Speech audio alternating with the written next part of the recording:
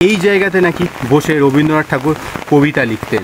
যদি এই ঘরে ঢুকতে হয় তাহলে জুতো খুলে ঢুকতে হয়, বাট সর্বসাধারণের জন্য কিন্তু বাড়িটা বন্ধ থাকে।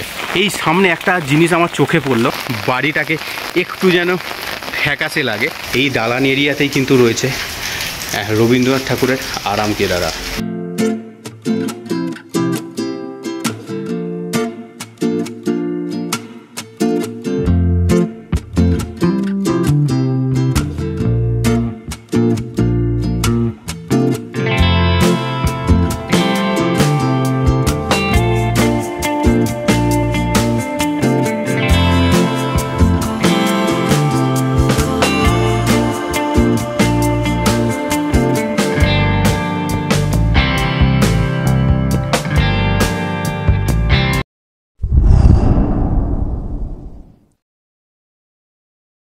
সুপ্রভাত সকল দর্শককে, চলে এলাম আবার একটা নতুন দিনের নতুন ব্লগে।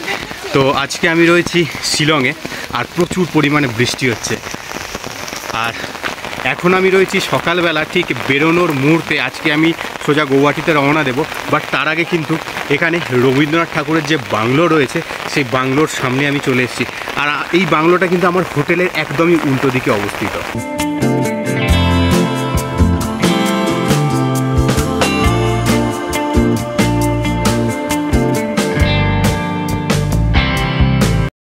ওই দূরে দেখা যাচ্ছে আমার হোটেল, আর এই হচ্ছে রবীন্দ্রনাথ ঠাকুরের বাংলো।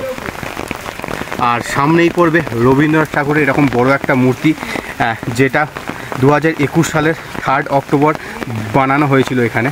আর এখানে রবীন্দ্রনাথ ঠাকুরের একটা কবিতাও এখানে লেখা রয়েছে।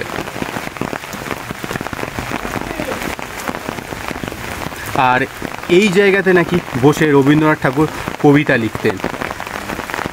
তো জাস্ট তারও এনভেলপটা এখানে দেওয়া রয়েছে, আর শিলান্যাসগুলো কিন্তু পুরোপুরিভাবে করা রয়েছে। আর এই হচ্ছে রবীন্দ্রনাথ ঠাকুরের বাংলো।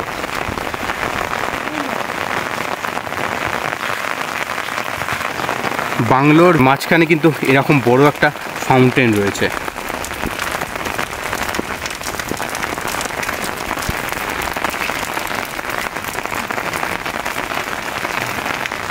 ওয়াও!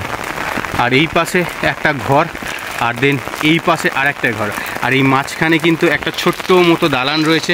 আর তার সঙ্গে কিন্তু মেন এন্ট্রান্সটা, ঘরে ঢোকার জায়গাটা কিন্তু এই জায়গাতে রয়েছে। বাংলোর ভিতরে কিন্তু প্রবেশ নিষিদ্ধ, কিন্তু জাস্ট বাংলোর বাইরেটা, এই যে এরিয়াটা দালান বা এই যে উঠোন এরিয়াটা কিন্তু সবাই ঘুরতে পারে। ওয়াও!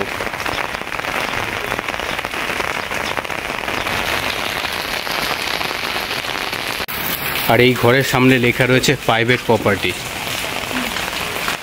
আর যদি এই ঘরে ঢুকতে হয় তাহলে জুতো খুলে ঢুকতে হয়, বাট সর্বসাধারণের জন্য কিন্তু বাড়িটা বন্ধ থাকে। আর সামনে কিন্তু একটা এই আরাম কেদারা রয়েছে দেখা যাচ্ছে। এটা কি রবীন্দ্রনাথ ঠাকুর ব্যবহার করতেন সে বিষয়ে কিন্তু জানি না। আর এই সামনে একটা জিনিস আমার চোখে পড়লো, তো জাস্ট একবার দেখাবো।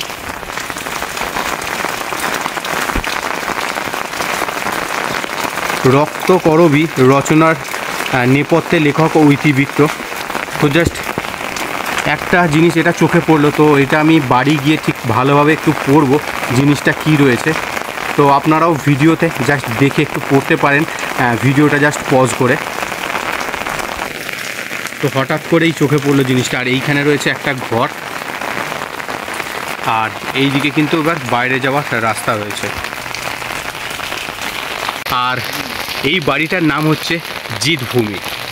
রবীন্দ্রনাথ ঠাকুর প্রচুর কবিতা এখানে বসে কিন্তু লিখেছেন। তো জাস্ট এবার বাড়ির পিছনের দিকটা একটু ঘুরে আসবো। তো এই হচ্ছে বাড়ির পিছনের দিকটা, খুব সুন্দর। সত্যি কথা বলতে কি, খুব সুন্দর এবং ভালোভাবে মেনটেন করা একটা বাড়ি। আর এই পিছন দিক থেকে কিন্তু বাইরের দিকেও বেরোনো যায়। তো এবার জাস্ট আমরা বাড়ির সামনের দিকটায় যাব, যেখান থেকে মেন গেটে ঢোকা হতো, এন্ট্রান্স পজিশানটায় যাব। চারিদিকে শুধু দেখুন ফুল গাছের সমারোহ। প্রচুর ফুল গাছ রয়েছে চারিদিকে।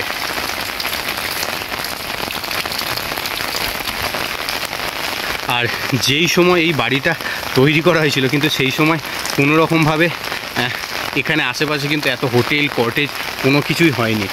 তখন কিন্তু ছিল একদম নিরিবিলি এবং নিরালা, কিন্তু আজ হোটেল কটেজ সব কিছুই কিন্তু আশেপাশে রয়েছে।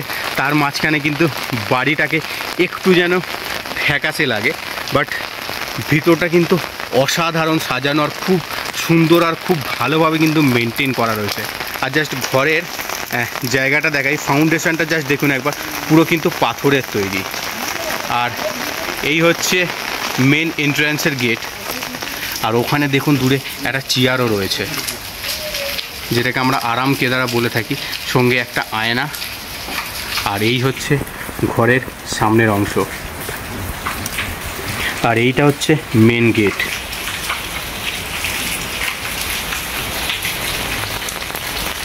এবার জাস্ট জুতোটা খুলে একটু দালান এরিয়াতে উঠবো। আর দালান এরিয়াতে ওঠাই যায়, এখানে লেখাই রয়েছে যদি দালান এরিয়াতে ওঠেন জুতো খুলে উঠতে হবে। এই দালান এরিয়াতেই কিন্তু রয়েছে রবীন্দ্রনাথ ঠাকুরের আরাম কেদারা। আর সঙ্গে রয়েছে একটা আয়না এবং একটা বক্স টাইপের জায়গা রয়েছে এখানটায়। আর এই হচ্ছে পুরো দালান এরিয়া।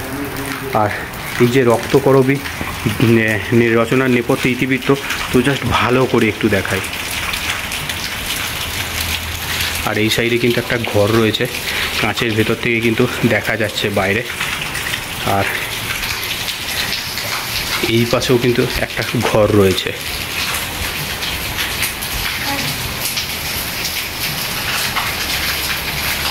আর এইটা হচ্ছে মেন গেট। তো এবার বাইরের দিকে বেরোবো। সকালটা কিন্তু খুব ভালো কাটলো। আমাদের বিশ্বকবি রবীন্দ্রনাথের এরকম একটা যে প্রপার্টি এখানে রয়েছে আগে জানতাম, কিন্তু কখনো ঘুরে দেখিনি বা কখনো ফটো সেভাবে আমি কিন্তু দেখিনি। তো জাস্ট চোখের সামনে দেখে কিন্তু খুব সুন্দর লাগলো। আর এই দিকে কিন্তু একটা ছোটো মতো বাগানও রয়েছে, জাস্ট একবার দেখা। এখানে ব্যারিকেড দিয়ে গার্ড করা রয়েছে, না হলে যাওয়া যেত। এই পিছনে কিন্তু একটা বাগান রয়েছে।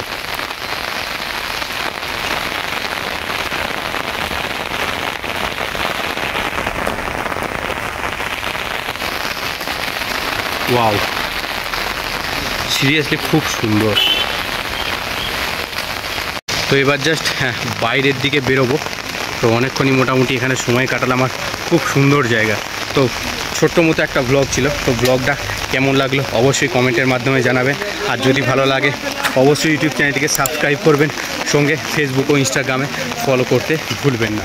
তো এখনকার মতো টাটা, আবার দেখা হচ্ছে নতুন একটা ব্লগে।